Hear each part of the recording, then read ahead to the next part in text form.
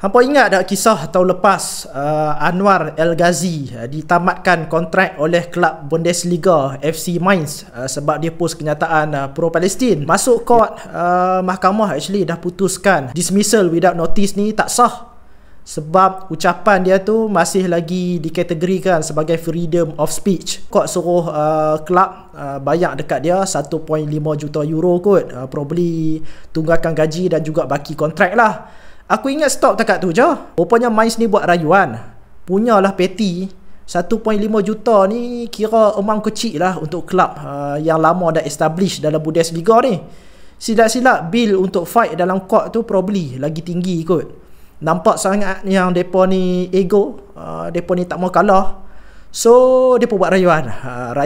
Depa di mahkamah baru keluar minggu ni. Turns out depa kalah sekali lagi.